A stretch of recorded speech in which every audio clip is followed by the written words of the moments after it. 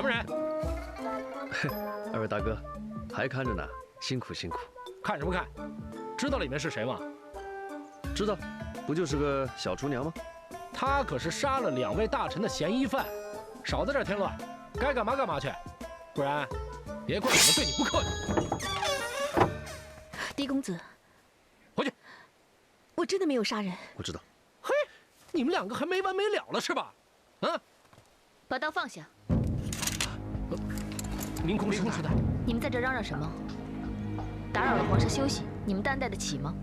小的该死，小的该死。只是王大人事先吩咐过，不管任何人都不能接近这柴房。可是这位小爷偏要赖在这儿不走啊！明空师太，我只是想要问婉清姑娘几个问题，问完就走。你们先让开。这怎么？难道这事儿还要我去启禀皇上吗？不，这位爷，您可得快点啊！要是被王大人看见了，我们俩可就惨了。有劳二位了，谢明空师太。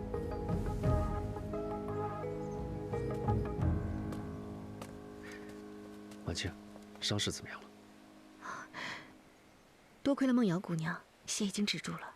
哦，屋子里面冷吗？你放心，我会尽快抓住真凶，帮你洗冤。多谢狄公子，这份恩情，李婉清无以回报。不多说了，你可以回忆一下凶手的模样吗？凶手一般身材，不高不矮，不胖不瘦。是男是女？从头到尾都未发出个声响，但是武功极高，所以我判断应该是个男的。好，先委屈你一下，我一定会尽快抓住真凶。客气。明空师太，没想到狄公子还是个情种啊！明空师太见笑了，我只是觉得婉清姑娘不像是凶手，想帮她洗冤而已。从我来到感业寺，都是婉清在照顾我。她是个好孩子，我也相信她一定不会是凶手。明空师太为何抱着一个空弦的琵琶？我正准备去帮皇上弹奏一曲，却发现琵琶不见了。后来在院子里面找到，结果上面的琴弦全空了。那是为何？这也没什么可奇怪的，可能是几个小尼姑在恶作剧吧。反正都不是1、2次了。好了，我不多说了，婉清的事就拜托你了。你慢走。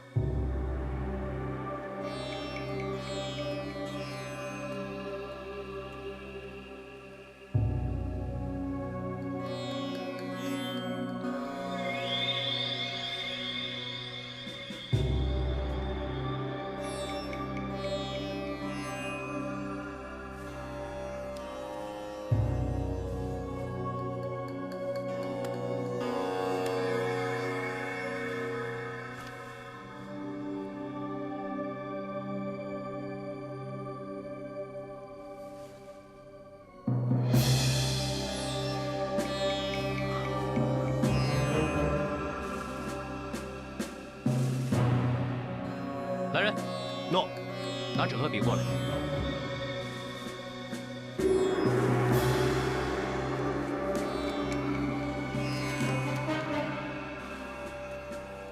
原来这是一首藏头诗。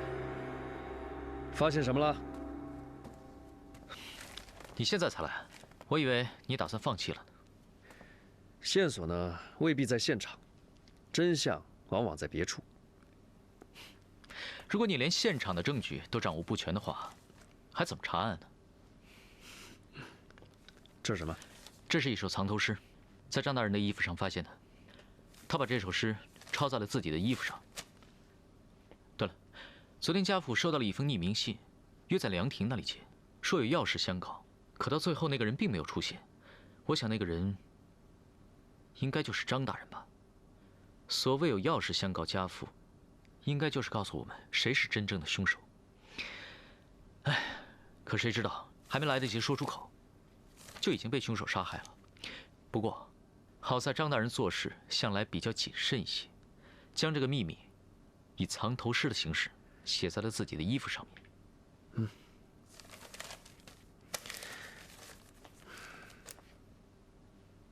宿护陵9区，日啖清风。这狗屁不通，还工部尚书呢，写得这么拗口。你懂什么呀？这就是藏头诗的魅力。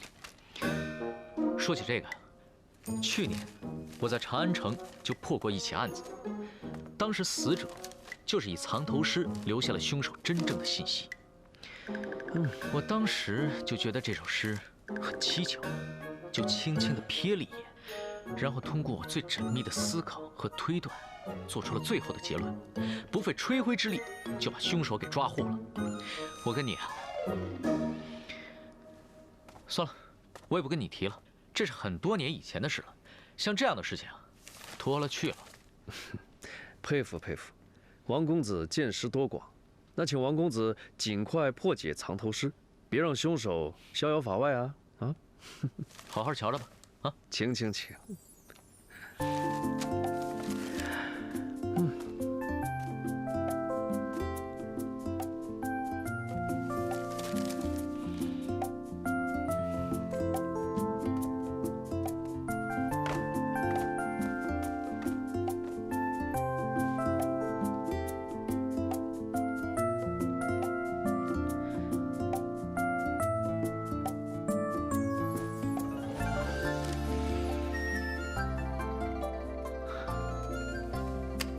张大人，不愧是当年的状元，写一首藏头诗，还真是滴水不漏。那还能解得出来吗？再给我一点时间。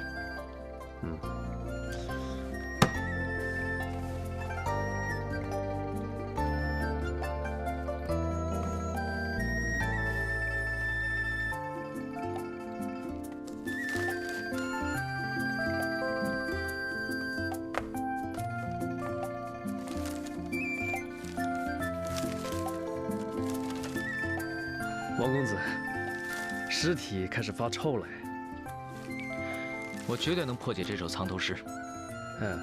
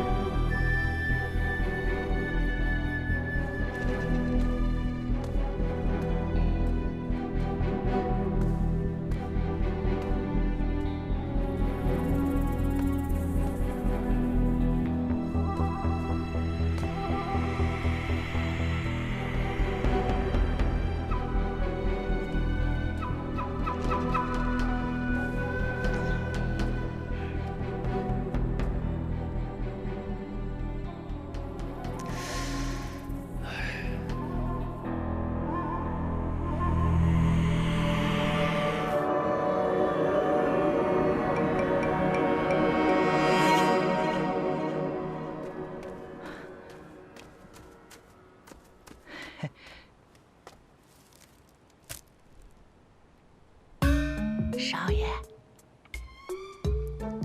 少爷，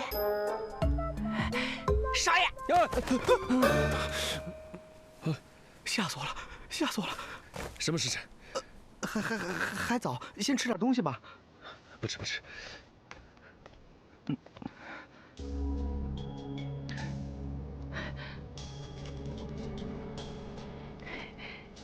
少爷，尝尝这个，跟肉似的，可好吃了。不吃。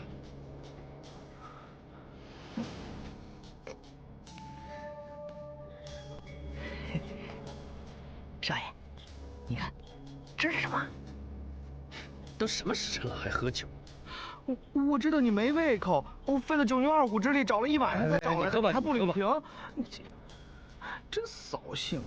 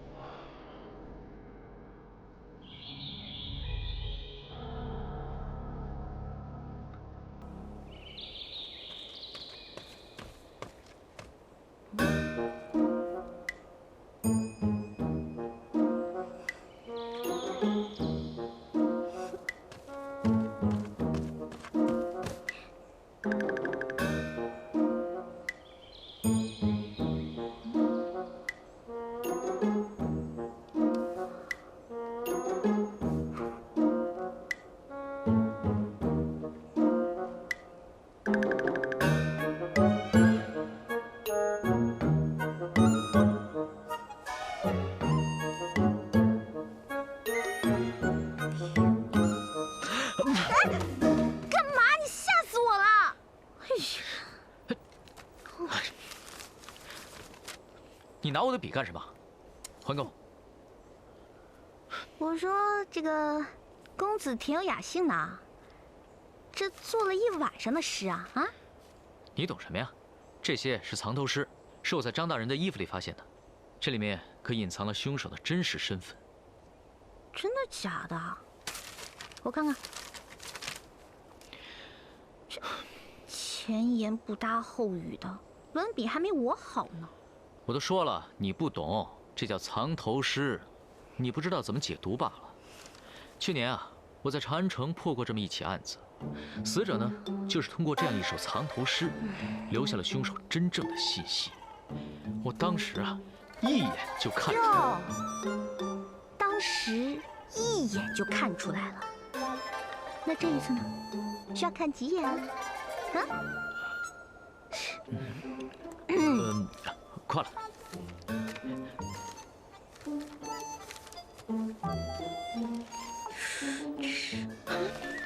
把这张还我。不给。我跟你说啊，猜谜这种事情我最拿手，我帮你。猜谜，这是很有难度的破案手段，不是猜谜。赶紧给我。我不给，就不给。你要是不给的话，别怪我不客气啊。哎呀，你倒是不客气给我看呀！你不客气是什么样子？嗯，抢啊抢啊抢啊抢啊！嗯啊，我你给不给？不给，就是不给。我，哎，你看吧，好好的一首诗变2首诗了，走开！小气鬼！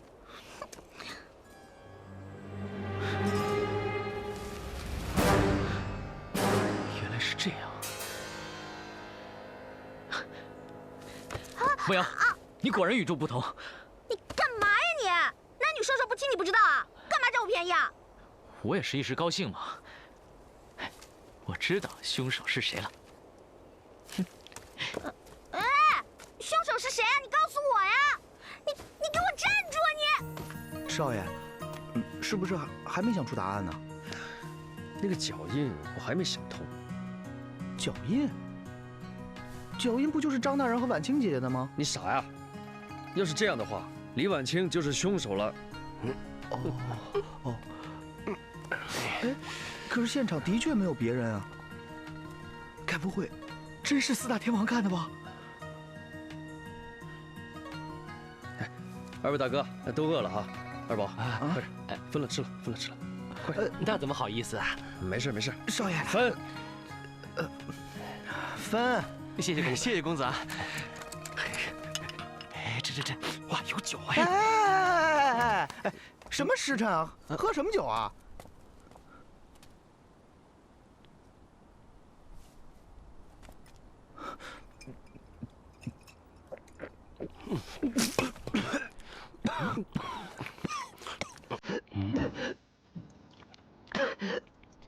真不对，真不能喝酒啊！二宝，啊！站过去。啊？这儿。站过去。前一点。酒上面。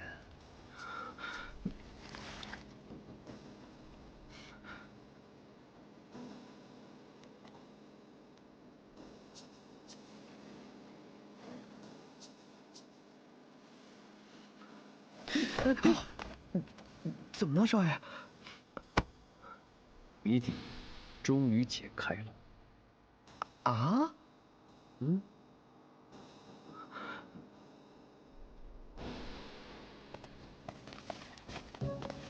喂，我终于把这个藏头诗给解开了。王公子真的确定这次解开了吗？当然，这可是我鏖战了1天1宿的战果。不过这当然得感谢一下童梦瑶，如果不是她的话，我还在原地打转呢。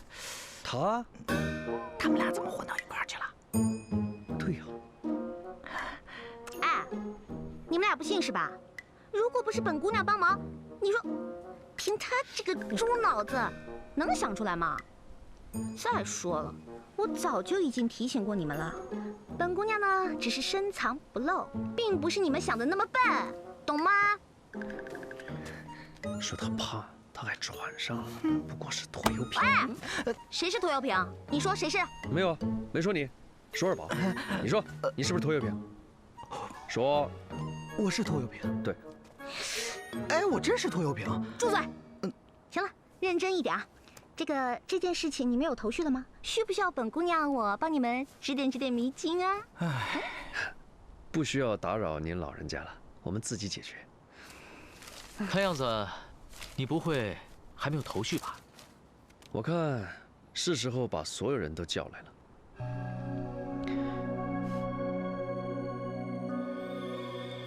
怎么样，狄仁杰，想清楚了吗？陛下可在此呢。你的推断要是有半点失误，这可就是欺君之罪啊！王大人，此话严重了吧？哎，狄仁杰，你只管把自己的推断说出来便可。陛下英明，自能明辨是非曲直。是，陛下。现在我为诸位重现凶手行凶的过程，请等一下。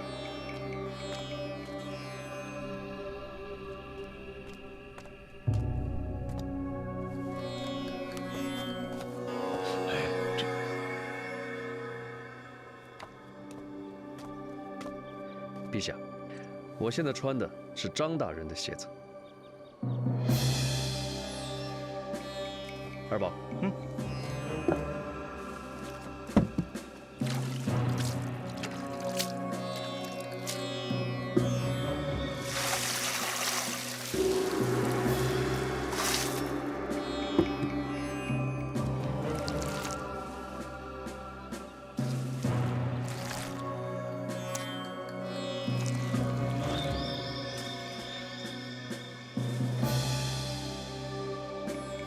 陛下，请。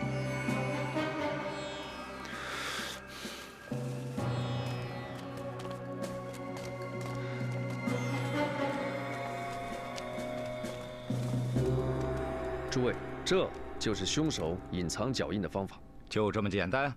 就是这么简单。可你什么都没解释啊！我看你是在戏弄陛下与我等吧？狄仁杰，你是认真的吗？当然，正如草民之前的推断，凶手在别处杀害张大人，再把尸体抬回这个房间，再用刚才的方法伪造房间里面只有张大人和李婉清的脚印。可是凶手行凶的时候，外面正在下雨，无论他怎么走，地上都会留下脚印。你这个推断漏洞实在是太大了。我们都被凶手蒙骗了。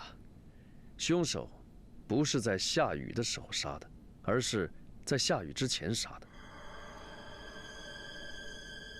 下雨之前，地是干的，凶手就在泥地上伪造了张大人进屋的脚印。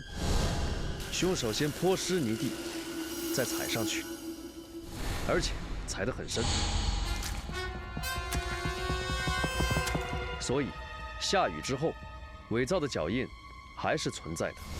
同时，凶手也利用了夏雨把自己进屋、出屋的脚印洗得一干二净。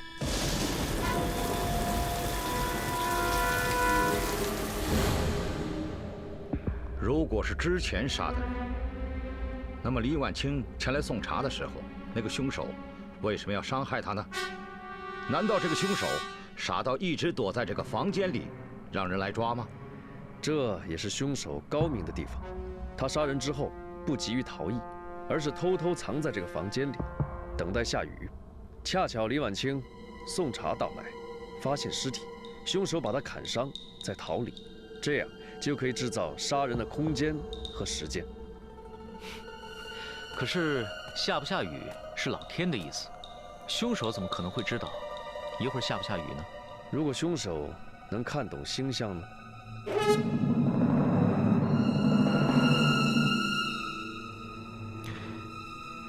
周道，这里看得懂星象的，大概只有你这个礼部尚书了吧？陛下，下官对星象的确略知一二，并且也早已推断出这几日会有阵雨来临。可我没有隐瞒啊，我想王大人和欧阳将军都可以作证，请陛下明鉴。陛下，昨天在未来到感业寺之前，周大人的确跟我谈到这几日会有阵雨一事啊。下官昨日夜观星象，发现祭祀这几日可能有阵雨。是，原来如此，朕只是根据事实推断，还请周爱卿见谅啊。下官不敢。狄仁杰，你的推断很精彩，让朕大开眼界。谢陛下。陛下，现在可以放李婉清了吧？陛下，婉清姑娘已身受箭伤，如果再不医治，恐怕要感染了。请陛下您开恩呐！陛下，媚娘在感业寺的日子，都是婉清照顾我的，她是个本分的好孩子，请陛下开恩呢。慢着，究竟谁是凶手？他还没有解答清楚啊。我的推断只是用来证明李婉清不是凶手。至于凶手是谁，请陛下多给我一点时间。好，来人，放了李婉清。陛下，这有所不妥吧？凶手还没有落网，李婉清的嫌疑是最大的。父亲大人，放了李婉清吧。凶手，我已经知道了。芳儿，不可在陛下面前信口雌黄。陛下，这首诗是在张大人的衣服里面发现的。张大人恐怕知道自己将被杀死，所以写了这首诗放在他的衣服里面，目的就是为了告诉我们凶手的名字。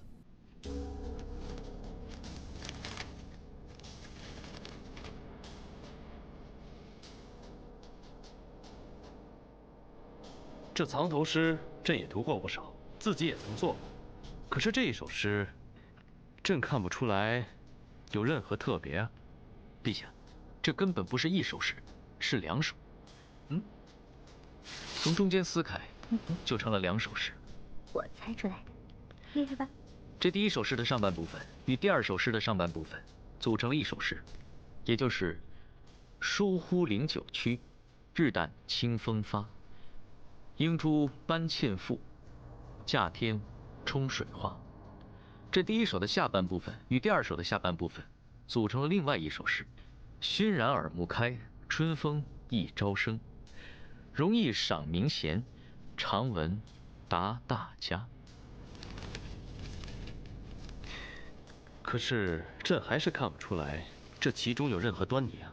陛下，不是所有的藏头诗一定要把字藏在诗句的最前面。芳儿，不得无礼。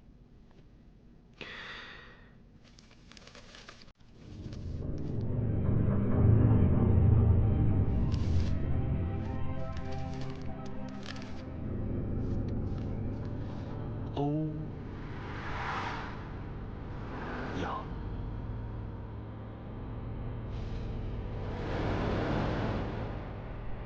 昊，欧阳昊天。啊，这速速捉拿欧阳昊天！诺。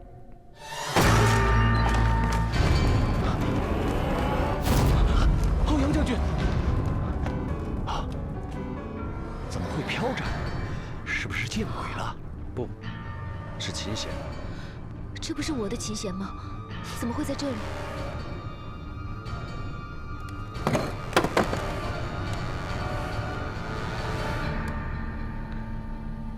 拿刀来，扶着他。啊！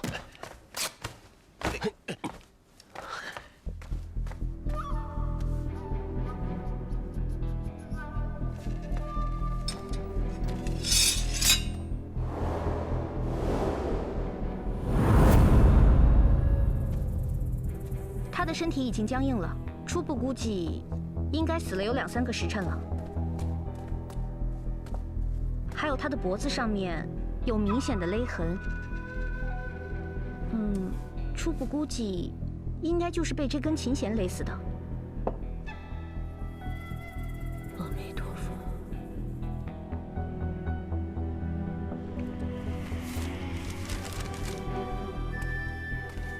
陛下，欧阳昊天是自行了断的。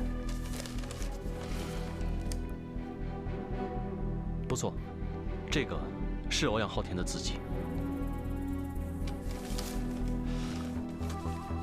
既然他都承认了赵双全和张继鹏是他所杀，陛下，我想这个案子应该可以告一段落了。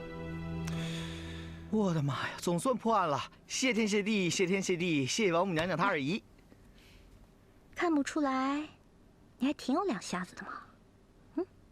当然，我破过的案子都比这个大多了。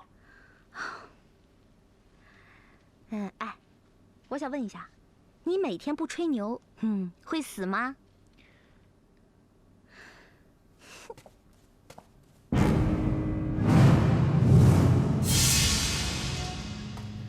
哎，你还看什么呀？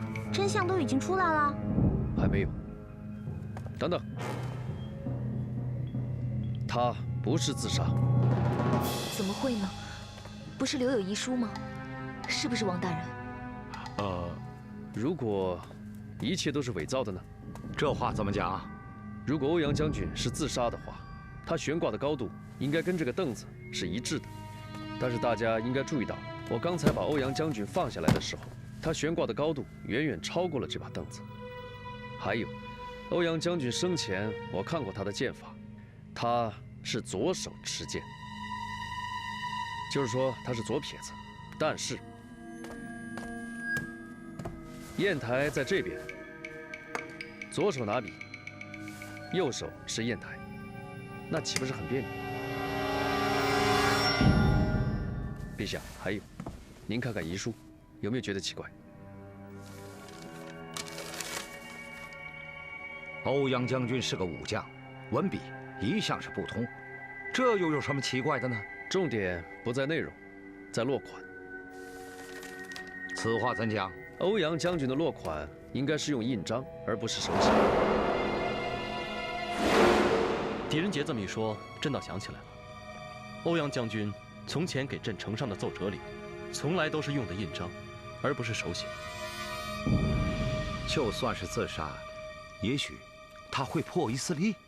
一个人不会随便改变生活习惯。欧阳将军如果是想自杀的话，也不会在这个方面故意花功夫。还有，我还发现，如果欧阳将军是自杀，他脖子上只会有一条斜着的痕迹。可是大人的脖子上有2条痕迹，一条是平行的，另外一条是斜着的。这是不是说明有人用琴弦从后面勒死他，然后把他吊起来，做了一个自杀的假象？是。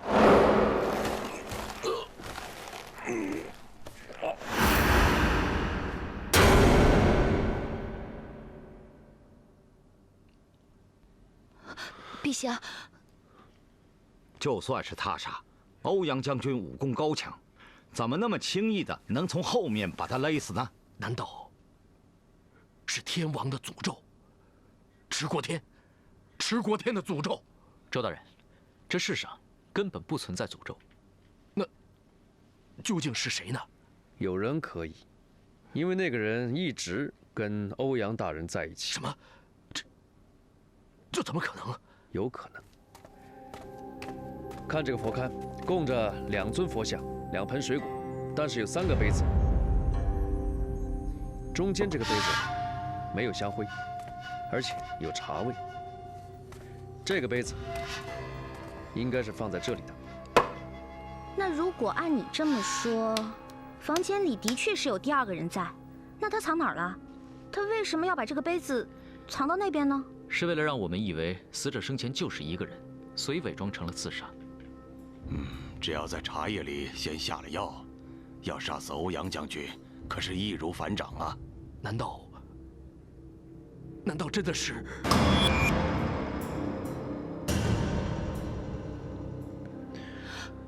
不是我。凶手不是明空师太。对，能和欧阳昊天平起平坐一起喝茶的人，绝对不是明空师太，这于理不合。能把欧阳将军调上去的，肯定是一个武功高强之人，要不然就是一个身材高大有力之人。明空师太身材既不高大，也不会武功，所以不是他。哎呀，这个也不是，那个也不是，那凶手到底是谁啊？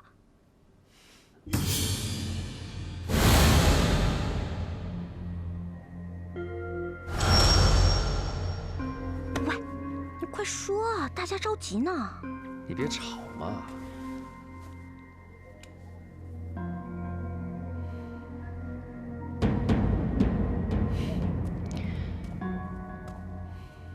其实杀人凶手就是你。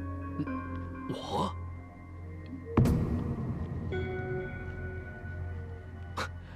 怎么可能呢？我和欧阳将军无冤无仇，我凭什么要杀他？哦，真的无冤无仇吗？怎么我听说，昨天你和欧阳昊天在屋里争吵，欧阳昊天威胁要将你杀死，不知道有没有此事？周道，可有此事？如实招来。皇上，确有此事。于是你想先下手为强，既然欧阳昊天心中起了杀意，不如1不做2不休，先将他杀死。所以你借由赔礼道歉为名来找欧阳昊天喝茶。欧阳昊天是一介武夫，对于这种吵嘴的小事情不会去计较，于是放松了对你的警惕。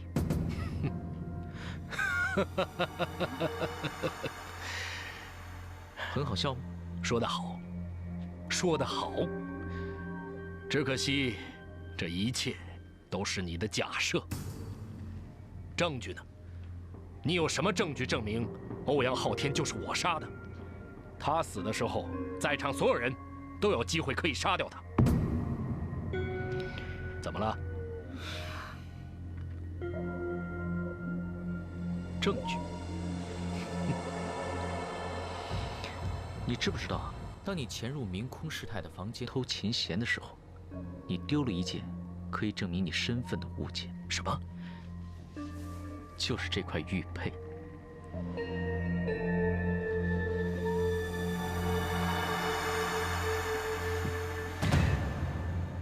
周大人，怎么？这是你的玉佩吗？周大人，你2人好大的胆子，竟敢在皇上面前诋毁老夫，真是胆大包天。是否诋毁，就亮出你的玉佩，让大家做个见证。玉佩好好的在我身上，我若拿出来，你又怎样？那小的就向你磕头认罪，要杀要剐，随你处置。好，这可是你说的。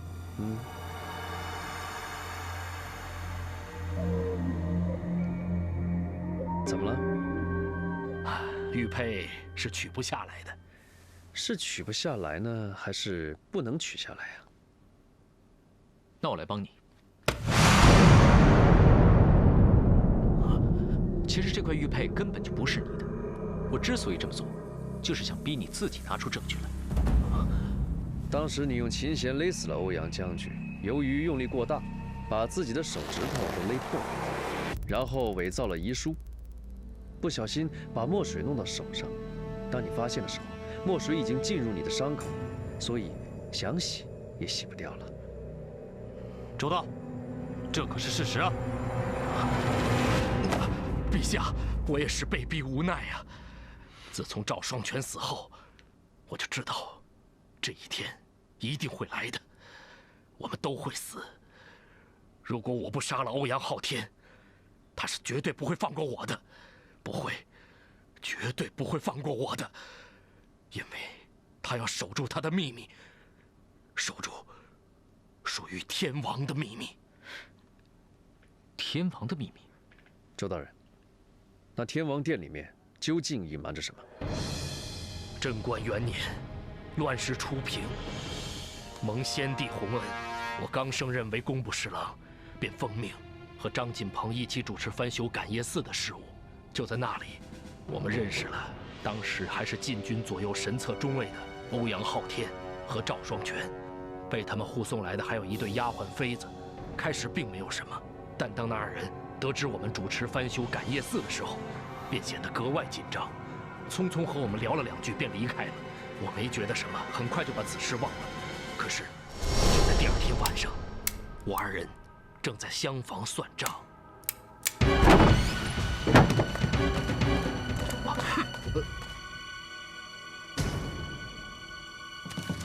好大的胆子！他二人污蔑我们想私吞修缮款，要拉我们去见皇上。我们二人并不害怕，可是想到二人是先帝的亲信，心中甚是害怕，于是只好向他二人苦苦哀求。终于，赵双全答应不向先帝告发此事，但是要我们拿出修缮款的1半，与他二人平分。继续。我二人当然是不肯答应。重修感业寺的钱1分1毫都不能乱动，更何况与他二人平分，到时候重修费不够，胡乱完事，先帝是要怪罪下来的。可是欧阳昊天却说：“这天王殿推倒重来，岂不是浪费？我教你个办法，不用重塑，仅在外墙重新刷漆，给佛像涂上金身，保准跟新的一样。”哎，在万般无奈之下，答应了他们的要求。可是他们二人走后，我感到很诡异。偏偏欧阳昊天提到天王殿的翻修，难道在天王殿中藏着什么不可告人的秘密？我将我的疑惑告诉了张侍郎，于是我二人决定夜探天王殿。我记得那天是一个雨夜。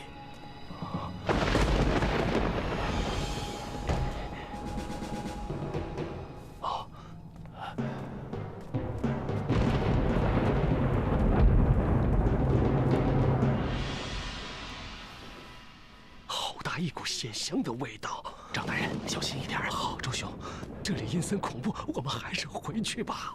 哎，既然已经来了啊，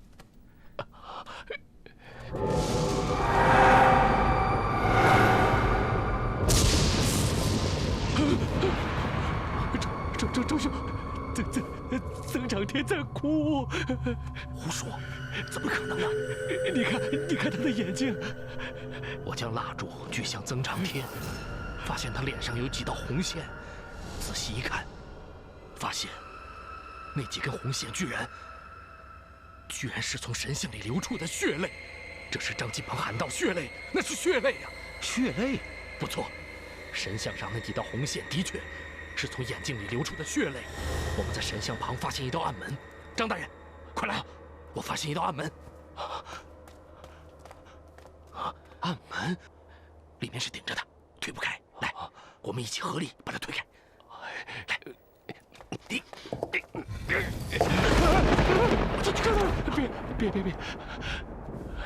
没事啊。怎么是尸体啊？别动！曾长天，饶命啊！饶命啊！周大人、张大人，你们二位怎么到这儿来了？二位大人，我们都为皇上办事，我们不想节外生枝，只可惜二位大人知道的太多了，对不住了。且慢！皇上亲派的2位侍郎在感业寺失踪，这样大的事情，皇上如果派人追查下来，欧阳大人，事情的后果你不会不知道。是啊，你敢威胁我？岂敢！我二人现在和2位将军在同一条船上，唇亡而齿寒，何苦呢？不如这样，我们各自退后一步，就当这个事情没有发生过，如何呀？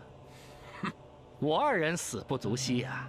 倘若皇上派新人来追查此案，这佛像下面的秘密，恐怕也是难保吧？是啊，是啊，欧阳大人，大不了从此以后，我二人绝口不提感业寺之事。你办你的公，我们做我们的事，咱们井水不犯河水。我们凭什么相信你，赵将军？我张某也不是个傻子，这宫里的事岂容我们外人知道？我们躲还来不及呢，哪敢到处去说呀？将军。之后，我们4人歃血为盟，发誓绝不向第5个人提起此事，否则就如同那天王座下的尸体一样。一晃，20年过去了，我以为此事也会像天王座下的尸体一样，随我们一起埋进坟墓。直到我发现了这个。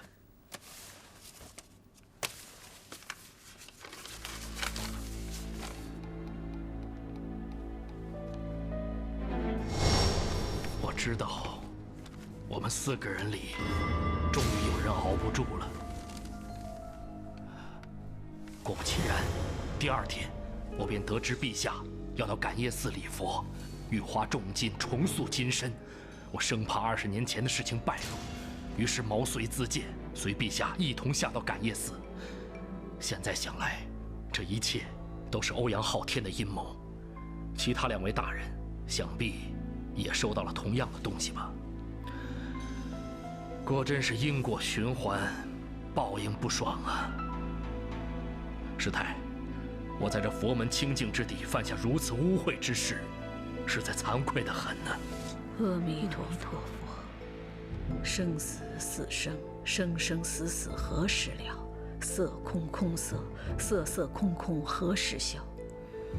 周施主，观一切有为法如实相，所谓无常、苦、不净、不久住，刹那生灭，非为前既生，非为后既来，非为现在住。天女散花，花不沾衣。周施主，放不下的只有你自己呀。唉，如果欧阳昊天和我能早日受到师太这般指点，或许就不会有今天了。阿弥陀佛。王大人，我们走吧。来人，在，把周大人押下去。诺。等等，周大人，我想知道埋在天王底下的那4个妃子，究竟是何人？不知道，现在也不会有人知道了。狄老弟，有些事情不知道，总比知道好。这就算我的教训吧。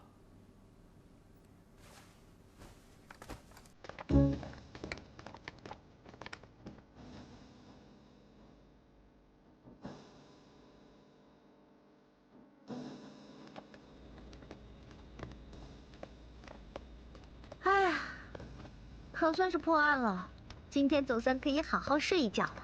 不过我完全没有想到，你们2个居然可以一唱一和，一起破案。哎，童姑娘，你可千万不要误会啊，我俩并没有联手破案，只是碰巧了，意见相同而已。到底是谁？喂，什么到底是谁啊？一个人想什么呢？很痛啊，你知不知道？莫非你还在想20年前的案子吗？那个周道说话不尽不实的，我总觉得他掩盖了一些很重要的东西，还有很多谜底没解开呢。我想明天禀明皇上，把天王底下的尸体挖出来，看看有什么可以证明他们的东西。哎，既然此案已经告破了，与此案无关的事情，你又何必再节外生枝呢？你不觉得那4个妃子死得很惨呐？如果到最后还不能确认他们身份的话，岂不是很可怜吗？哼，说了半天还是为了女人啊？这跟女人有什么关系？怎么会没关系啊？你想一想，如果那下面埋的是4个男的，你还会那么有热心吗？好像有点道理啊。好了，那个李婉清，啊，总算我们也是还了他一个清白，所以呢，本大小姐今天也决定要大方一点，陪你们去看望看望他。啊，不过我看你不去看，走了。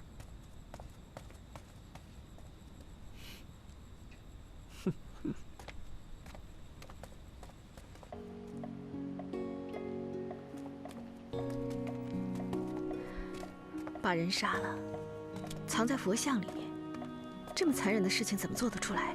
唉，简直就是不可思议，完全不可以想象。欧阳昊天是跟先帝打天下的老将，久经沙场，这件事情对他来说，简直就是小菜一碟。狄公子，哎，可否拜托你一件事？请讲。四位妃子的事，常年被压在天王之下，甚是可怜。可否请你向皇上禀报，让他们入土为安？完全没问题。谢谢。不客气，不客气。婉清姑娘，我觉得你好善良啊，哪像有的人啊，一天到晚只知道找证据啊，找证据，找证据啊，找证据啊。什么事啊？没事。婉清姑娘，你心眼好，菩萨一定会保佑你。可能我从小就是孤儿，自幼在感业寺长大，所以才会感触比较深吧。走开！不许去！原来婉清姑娘，你从小就进感业寺了。师太说，把我捡到的时候，还不到3个月，瘦瘦小小的。小虎啊，怎么回事啊？干嘛老提人家不开心的事儿，对不对？啊，没什么。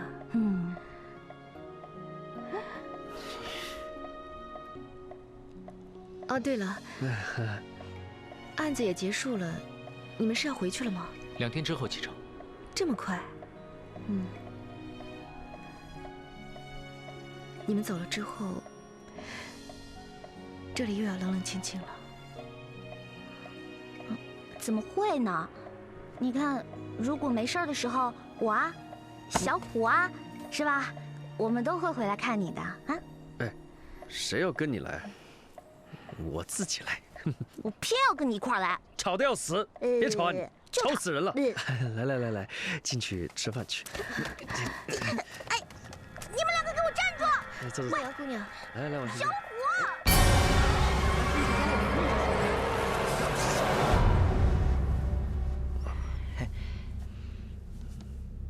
少爷，舒服不？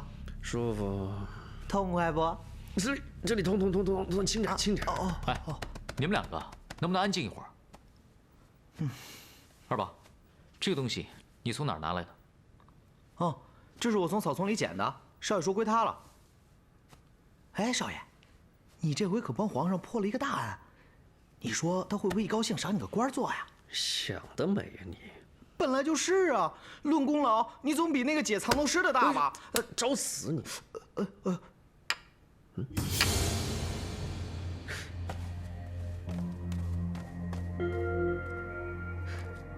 怎么能贴在一起？有机关吗？好像是，可这个跟案件有什么关联吗？哎呀，我说你们别老疑神疑鬼的好不好？感觉什么都跟案件有关联。不过你说那个张大人也真是的，人都要死了，还吊什么书袋写什么诗啊？有时间抒发情感，就没时间逃命啊！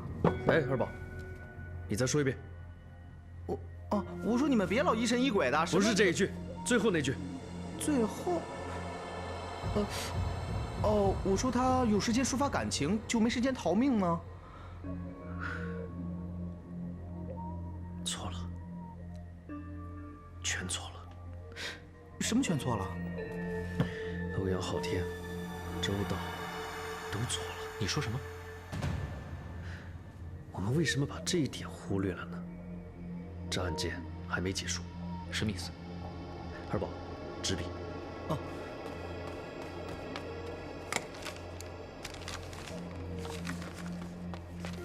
我们重新梳理一下案子。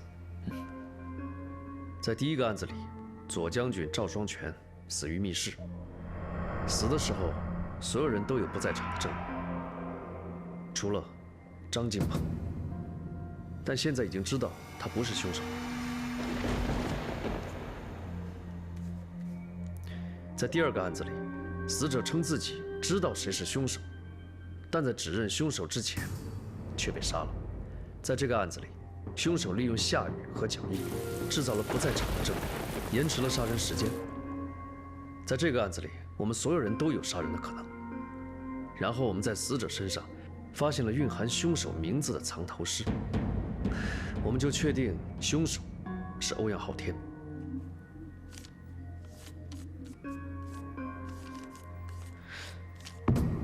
可是，这有什么不对的吗？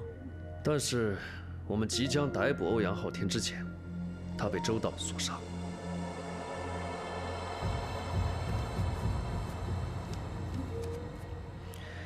而周道杀欧阳昊天的理由，就是猜到他是前几次凶案的凶手，为求自保，把他杀了。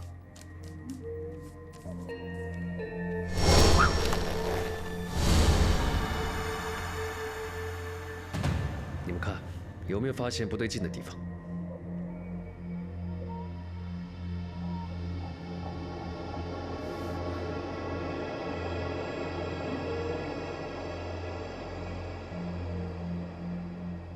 我知道了，是欧阳昊天。对，就是欧阳昊天。当所有人都指认欧阳昊天是凶手的时候，我们却没有足够的证据去证明这一点。不是有藏头诗吗？就是这首藏头诗，把我们引向错误的方向，让我们忽略了案发现场留下的疑问。在第一个案子里，当所有人都有不在场证明时，凶手如何杀人？在第二个案子里，所有人都有杀人可能的时候，我们如何确定凶手？那你的意思是质疑我的推理，认为我解读的藏头诗有错了？不是，你解读没错，关键在于藏头诗本身。藏头诗本身怎么了？我在想，张进鹏留下的死亡讯息，是不是本身就是个陷阱？怎么可能？那首藏头诗绝对是张进鹏亲手所写的。问题不在于诗是不是他亲手所写，而是什么时候所写。这个问题是二宝刚才提醒我的。我？对，你不是嘲笑张进鹏有时间写诗，没时间逃跑吗？你们想一想，如果有人要杀你，他会不会站在一旁等你写完诗才下手呢？这么说，之前周道也说了，第一个被杀后，他就猜到凶手就是欧阳昊天。周道如此，张进鹏也可能如此。这么说，这首诗并不是看见凶手后传递给我们的死亡信息，而是死者对凶手的一个猜测。赵双全被杀后，张进鹏也预感到自己可能要被杀，于是约我见面。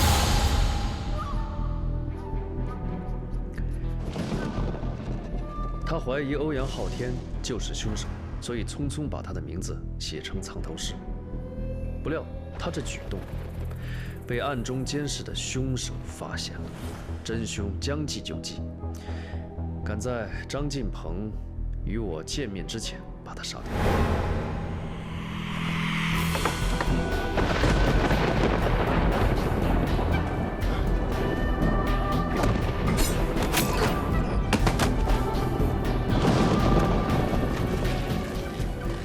并成功将杀人的罪推到了欧阳昊天身上，正是如此。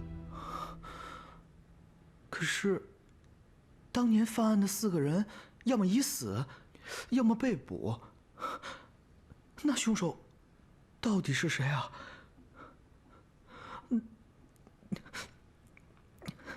难道杀人的这真的是嗜血天王吗？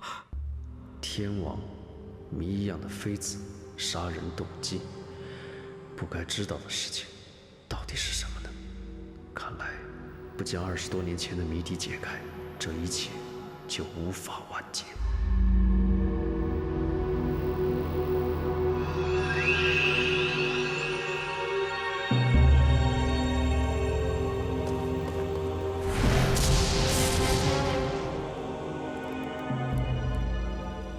见主上。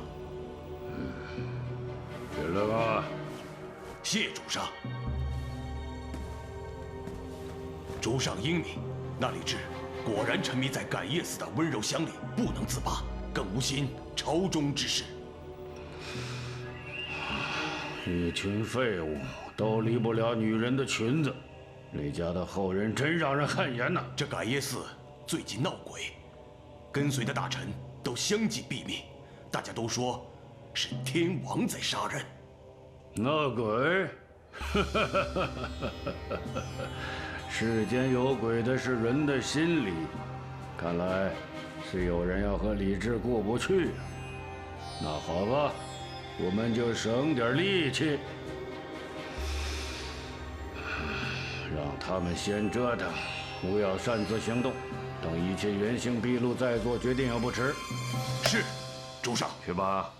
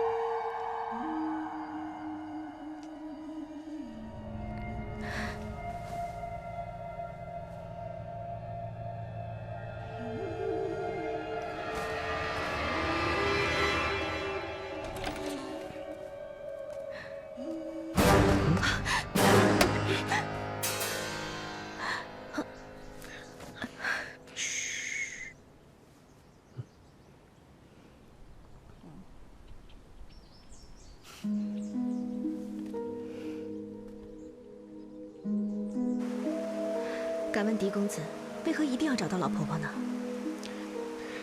与20年前案子有关的人，现在只剩她。若不解开妃子的死亡之谜，天王杀人也不会结束。可是，她是个疯婆婆，而且她说的话……哎，疯子说的话才能相信。那狄公子还是自行前往吧。不行啊，老婆婆只跟你说话，你必须去。哎。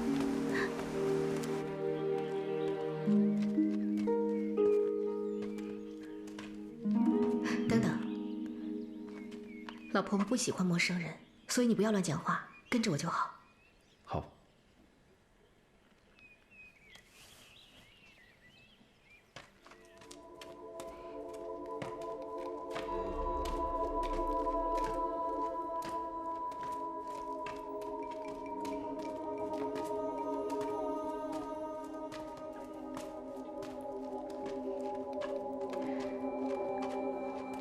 老婆婆。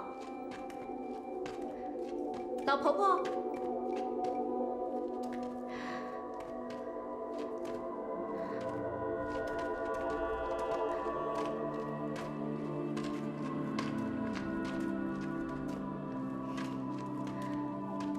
老婆婆，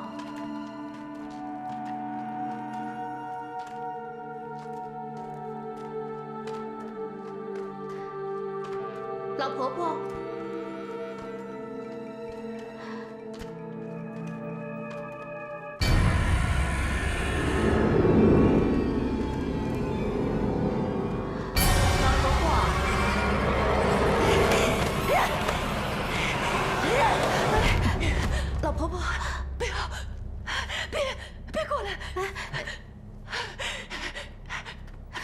老婆婆，别杀我！不要怕，是我。别杀我！老婆婆，别怕，我是婉清的朋友，我们之前见过的。婉清，是婉清的朋友。婉清好，婉清好。老婆婆，我们今天来是想问你一个问题，有关于天王。天王？对，就是天王殿里的天。天王殿里的天王会杀人的，外面的人杀掉，杀了，杀了，我看见了，把头砍了下来，杀了，都杀了，陪葬品，陪葬品，陪葬品，你们都是陪葬品，是诅咒，都得死，你们都得死！你们这帮贱人，反抗天王的人都得死，都得死！老婆婆，那谁是反抗天王的人呢？嘘，佛说不可说，不可说，不可说，不可说。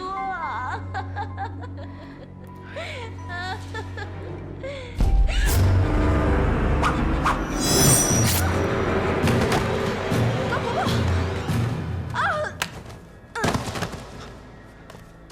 婉清，婉清，你怎么了？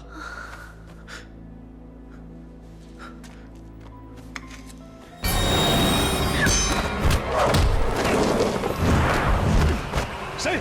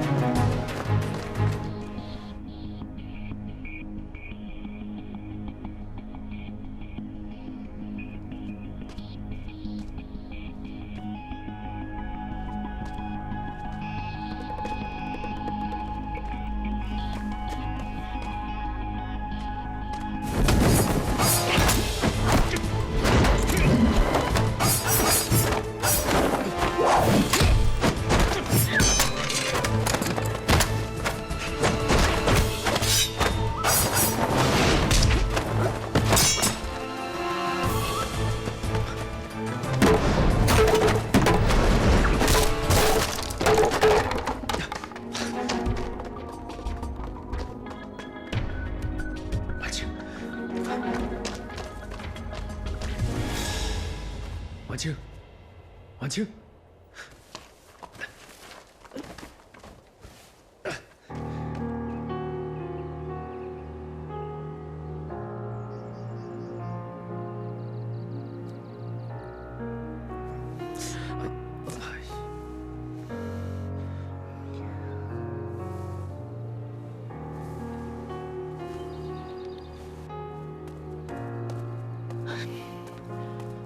现在唯一的线索也断了，你说怎么办吧？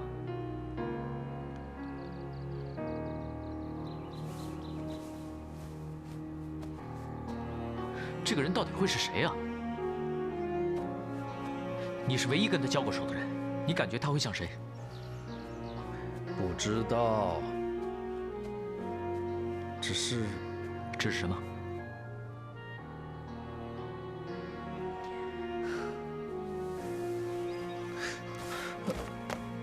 梦瑶，婉清怎么样了？你摇什么头？我问你她怎么样了？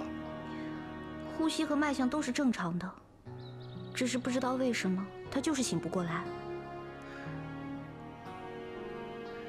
那她还要睡多久啊？幸运的话，1-2个时辰应该就能醒。如果说不幸的话，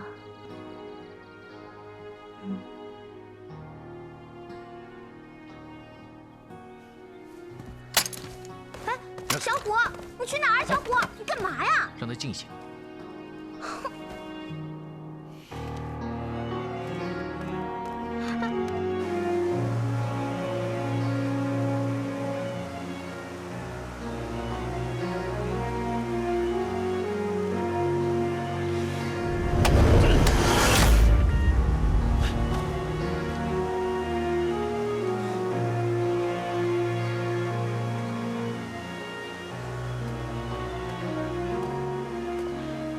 你不要太过于自责了。婉清姑娘吉人天相，与其在这里怨天尤人，不如将凶手绳之以法，以解心头之恨。你不说我也会这样做。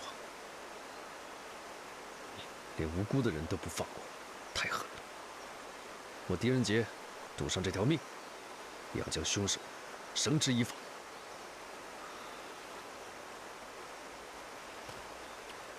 王兄，之前与你抬杠，真是不好意思。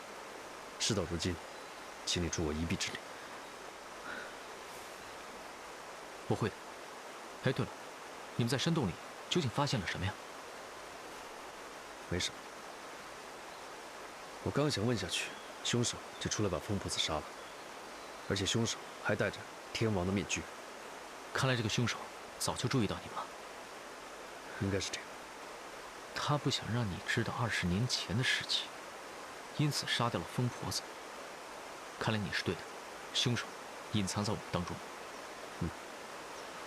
如果凶手不是4位大人其中之一的话，那就是4大天王。周大人，我先去周大人那里，你去找我父亲。好。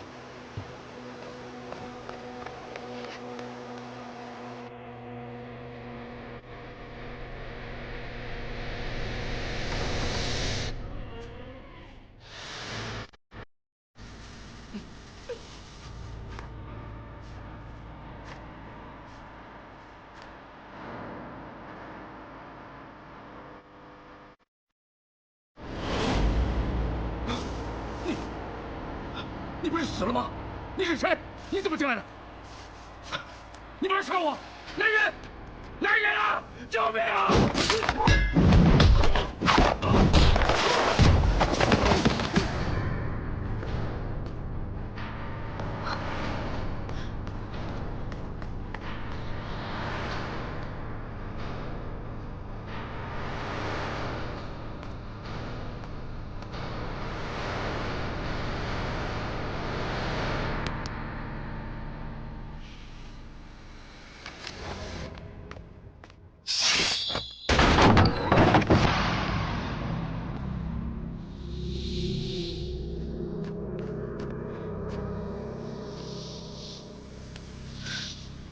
会有这些东西的。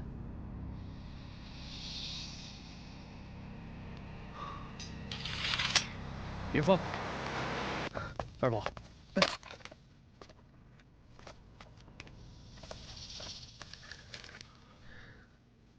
这是何物？蚯蚓。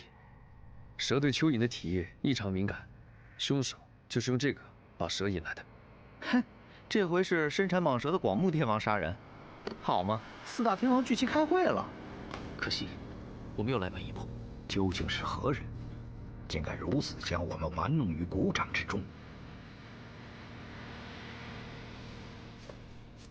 王师伯，晚辈有一个问题，不知道当问不当问。你说，赵将军死的时候，杜太傅提起过你跟赵将军不和，说你嫌弃他出身低微，不配做将军之位。怎么？你现在又怀疑我杀了赵双全？晚辈不敢，只是想打听一下赵将军的身世。你是说赵双全？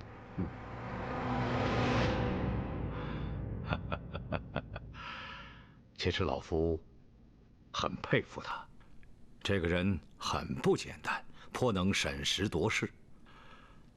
他和欧阳昊天原本是尹太子李建成府中的小小的府兵头子，原本在仕途上毫无前途可言。不料，在玄武门一役中，二人突然倒戈，背叛了李建成，拱手交出东宫，使得先帝兵不血刃拿下了太子府。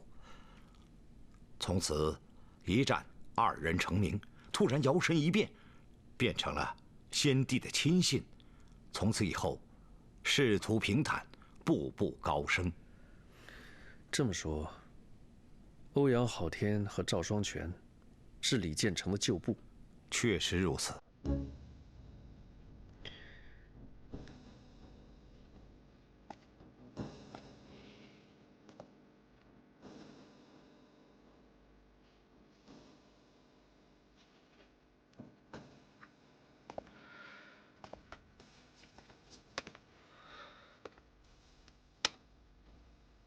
陪葬品，反抗天王的人，4个妃子，玄武门之变。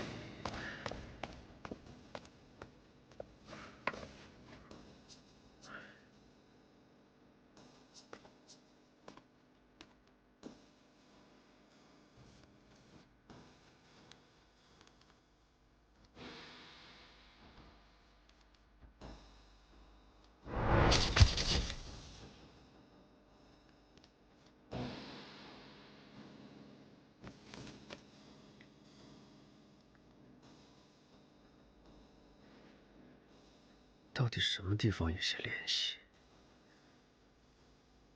正德9年，贞观元年。如果是这样，是这样。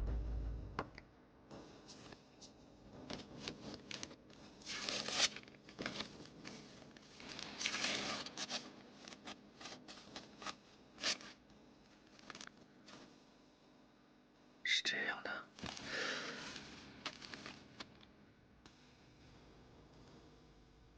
原来妮是这样的。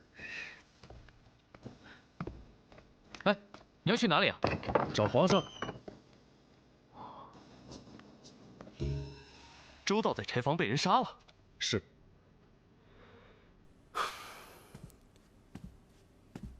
如此说来，你们怀疑这个凶手另有其人。如此看来，当年妃子的失踪案并非那么简单。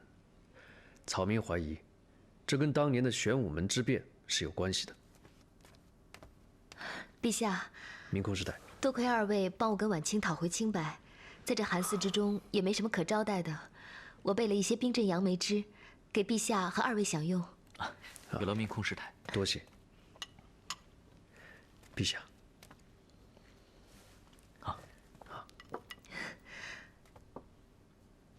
看来很好喝啊。难为小小的感业寺也藏得有冰啊。也算我嘴馋，平时也没什么偏好，就爱这个冰镇杨梅汁，所以每年都会备上一点。等等，不对。怎么了吗？冰。泥塑小鬼。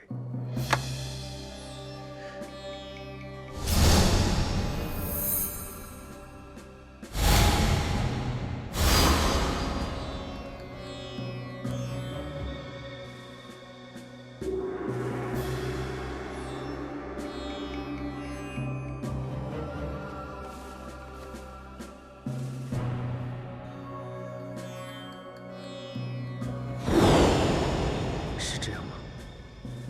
还是有什么不对？有什么不对吗？请问明空师太，这冰窖谁掌管的？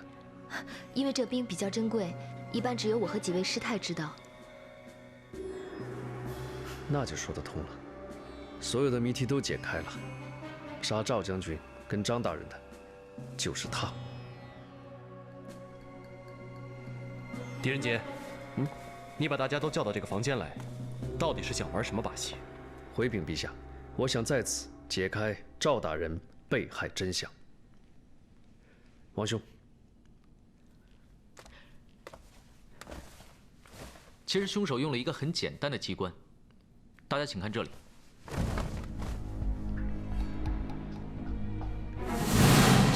这是什么？大家可以把这个人偶想象成赵双全大人，凶手就是先用迷药把赵双全大人迷昏，然后再把这把剑架在这里，可以刺到他颈部的位置。凶手为什么要如此大费周章呢？就是为了制造不在场的证明。孟瑶，你还记得当时的情况吗？我记得当时我们听见房间里有东西撞碎的声音，后来我们几个人跑到赵大人的房间，可是房间里面除了已经被杀害的赵大人，什么人都没有。没错，我们一直以为凶手在杀人时不小心打碎了陶罐，所以我们把陶罐破碎那一刻，拥有不在场证明的人都排除在疑凶之外。但实际上，陶罐破碎之时，凶手已经不在场了。什么？凶手把迷昏的赵大人搬到这里，又用小鬼固定好道具，等时辰一到，陶罐就会自动落下。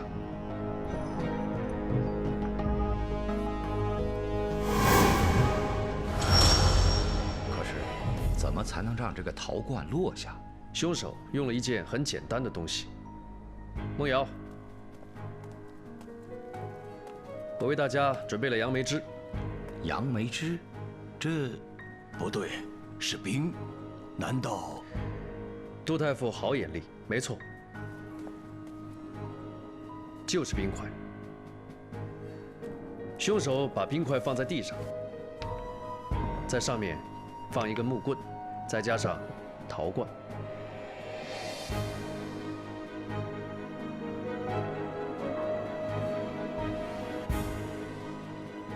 等冰块渐渐融化，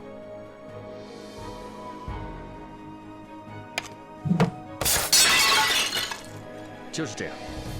冰融化之后就变成水，所以我们来到现场就会发现这里有一些奇怪的水迹。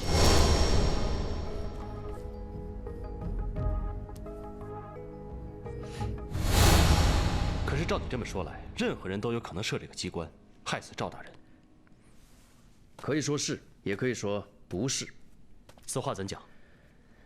我一直没有解开这个机关，是因为我不知道感业寺有冰窖。可是今天明空师太送来杨梅枝，我才发现这个秘密。冰在此地很珍贵，感业寺里面只有4个人可以自由进出冰窖，那就是明空师太、眼文师太、慧元师太，还有李婉清4人。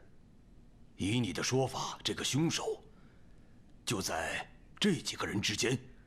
没错。少爷，您错了吧？怎么可能？师太们慈悲为怀，普度众生。婉清姐又那么温柔，那么漂亮，怎么会啊？不知道大家有没有注意到，其实这个机关有小小的瑕疵，就是凶手杀人之后又赶回来，冒险收回道具。收回道具？少爷，你说的是这个吧？对，还有小鬼。凶手一定要在杀人之后冒险回来收回道具，不然的话麻烦就大了。所以，凶手一定要装着是第一个看见尸体的人。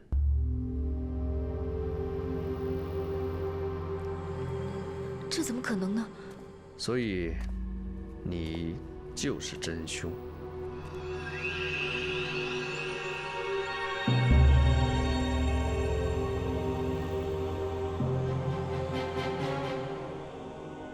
你算好陶罐掉落的时间，然后跟眼门师太去查访。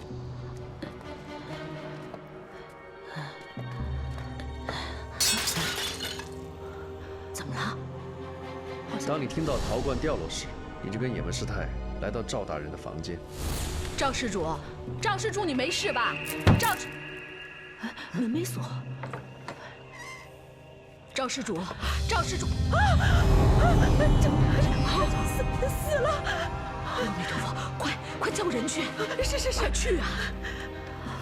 你用行动不便为由叫眼门师太去叫人，这时候你快速进屋，把小鬼、木棍跟冰块收掉。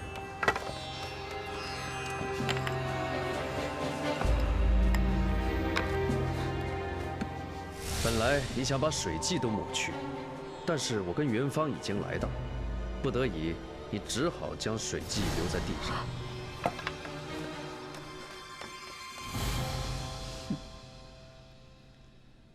师太怎么可能杀赵大人？不可能的。再说，当时我也没看到泥塑小鬼啊。眼文师太，你仔细想想，是你没看到，没留意到，还是被吓到根本没去看？这真的记不清了。不，这不可能。陛下一定是弄错了。师太她身体不好，腿脚也不方便，就算第一个案件她勉强能完成，那第2个呢？再说，婉清被一个黑影打倒，凶手又逃走了。以师太来说，她根本不可能做到的。对呀，这泥塑小鬼是从何处寻来？怎么就见得他是凶案现场之物？狄仁杰，这2点你如何解释啊？陛下，泥塑小鬼是我家家仆2宝在感业寺后院发现的。本来我以为是普通的玩偶，没有在意。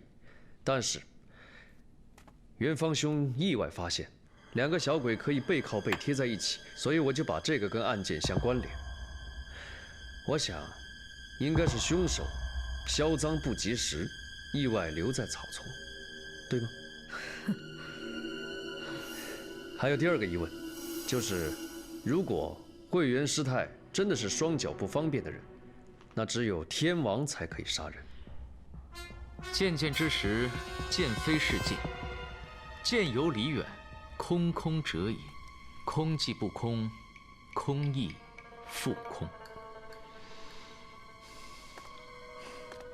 哎，你不说人话，是不是会死啊？就是我们太过执着眼前看见的东西，所以没法了解事物的本质。荒谬！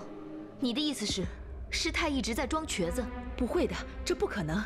慧元师太的脚在10多年前就坏了，一个人怎么可能？确实，一个人怎么可能花一辈子时间去装一个瘸子呢？舍弃自己真正的生活，把真实的自己包裹起来，在其他人面前永远去扮演另外一个角色，确实不易。如果换作是我，肯定不会成功。这种牺牲，非常人所能。可是，如果一个人想有所得的话，首先要学会的就是舍。有舍就有得。慧元师太，我说的没错吧？我觉得不太可能。就算他想杀人，他也不一定非得装成瘸子呀。正好相反，如果想完成天王的复仇，这个假扮是有必要的。为什么？陛下，正因为慧元师太双脚不方便，所以他才是杀害前面2位大人的那个凶手。你有什么证据？有一个证据，二宝，这个道具在前2个案子里面也出现过，它就像鬼魅一般，在不该出现的地方出现，在该出现的地方却凭空消失。